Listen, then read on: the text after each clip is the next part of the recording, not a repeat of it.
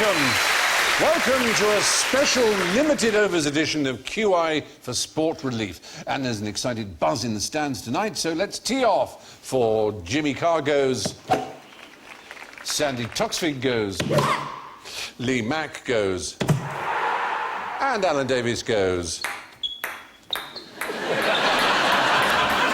We're under starters' orders and they're off. In which sport has Britain been the reigning Olympic champion for the past 92 years? So is this something that they stopped doing? They have now stopped this. Is it something basic like? It's tug of war. Well done, Sandy. Absolutely right. You're winning. She said, I don't want to do this. I don't know anything about sport. What's that question about? There's only 3 sports that you have to go backwards. One of them's tug of war, one of them's rowing, and I can't remember the other one. Darts. It's not darts, is it? Darts. You don't do that, do you? No, because you've got to walk up to them, you've got to go back. Fencing. You don't get your board to the moonwalk back, do you? I'll have them, thank you. Fencing is bound to be going backwards. Fencing, yeah, but you go forwards You and go forwards backwards. as well. You only go Why are you backwards. asking us a question you don't know the answer to? It's rather good. It'd be interesting. I say, how are you? Does anyone in the audience know? Swimming, no, because you... Backstroke. Backstroke. Backstroke. High jump is another one. High jump is the answer. I remembered it now. Hey. It's not remembering when It's someone not else swimming, says it's it. swimming, you can go... Well, backstroke is... Yeah, but you're not you going think back backwards, you're going forwards. forwards, but you're backwards. That's different. Wow. An ontological world of... Yeah. But then again, you're going forwards when you're going backwards in high jump. Yes. And rowing. No, you're not. You're going backwards. You are... It is. Because the way home's that way. The cocks face the front. Oh, not this one again. Stop it. Only if you tuck it in. Only if you tuck Obviously, it in. in the coxless pairs, they are both going backwards. Now, that is a ladies' sport. Can I just say, I loved your impersonation of backstroke, though, Stephen. That was very, very good. Yes, that's... Do you do other Not sports? getting your hands wet.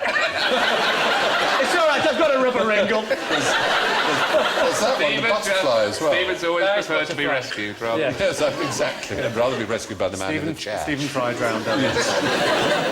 Anyway, what's the most dangerous sport for American women? Oh, I know this. And It's fishing. No. it's cheerleading. It is. Yes, you're right, This Sandy. one? It is cheerleading. Brilliant. Honestly, Sandy. Sandy, I have to tell you, Sandy was so nervous about it. She said, do I have to do the sport relief? Get someone else with this, because I know absolutely nothing about sport. She's winning by miles. It is indeed cheerleading. And when we say injuries, catastrophic injuries, I mean death, being That's quite a bad paralysed. injury, yeah. Being paralysed. They don't life. usually do it like that, though, do they? Oh, they do. Oh, they do. The most famous one was, wasn't George W. Bush on the... Very good. And he's here on my card, so that's got to be worth points. He was head cheerleader for his all-boys high school. There he is on the left. Yeah, cheerleading. If only there'd been a catastrophic accident. Yes.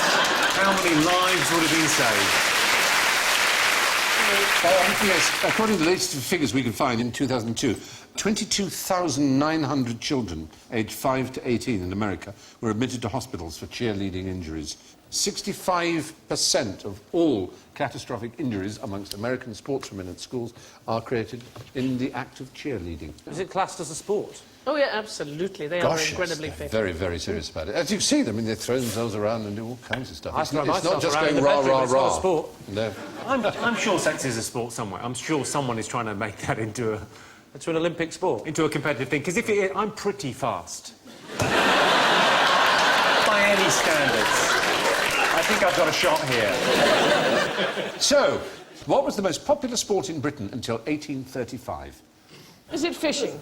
No, it wasn't fishing. Fishing is, I believe, still the most popular sport in Britain. Is this spectator sport? It was or a is spectator sport, but, you know, people could, as it were, be expert in it, in as much as you... Chariot racing. Not chariot racing. Cricket. It involved betting, a huge amount Horse of betting. racing. It was, no, like horse racing... Oh, dear. Like horse racing... That noise in my sleep. Because my dreams are wrong. It was called... It was...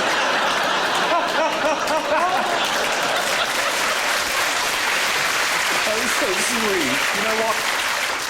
I've had a few of those, Alan. It's nothing to worry about. This Is it sport... pigeon racing? Not pigeon racing, but you've finally got the right species of animal. Falconry? No. Is it seagull racing? No.